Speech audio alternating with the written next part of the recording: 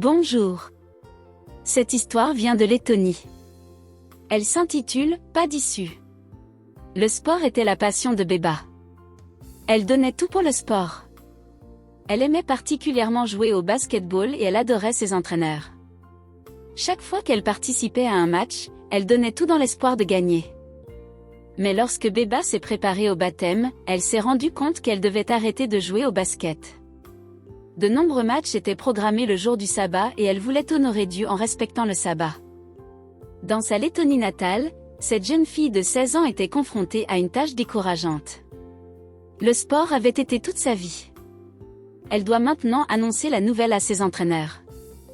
Cela risque d'être douloureux. Les entraîneurs avaient été comme des parents pour elle, et ils avaient investi beaucoup d'énergie dans sa formation. Elle devait également l'annoncer à ses coéquipiers. Elle ne faisait pas seulement partie de l'équipe de basketball, elle en était aussi la capitaine. Elle comprenait que sans sa participation, l'équipe serait confrontée à de grandes difficultés sur le terrain de basket.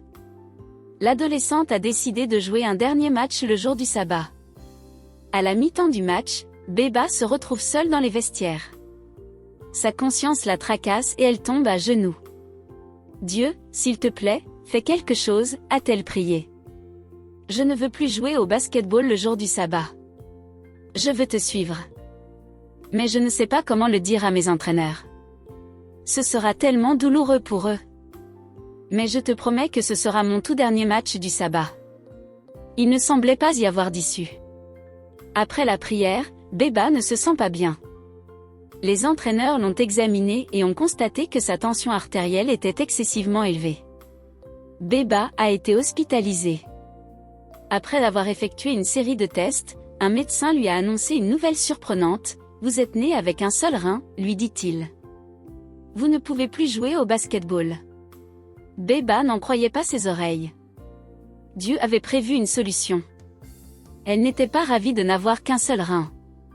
Mais maintenant, elle pouvait facilement expliquer à ses entraîneurs et à ses coéquipiers pourquoi elle devait arrêter le basket.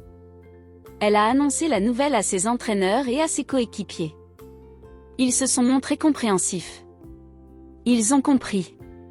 Beba était heureuse que Dieu lui ait offert une issue, mais elle était triste de devoir dire adieu au sport.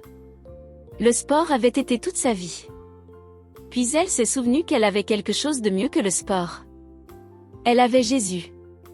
Elle a prié, « Jésus, s'il te plaît, donne-moi quelque chose de nouveau dans ma vie parce que je ne peux plus faire de sport. » Peu après cette prière, un ami lui a donné une guitare pour qu'elle en joue. Beba n'avait jamais joué de la guitare auparavant, et elle a répété quelques accords. Ce n'était pas trop difficile.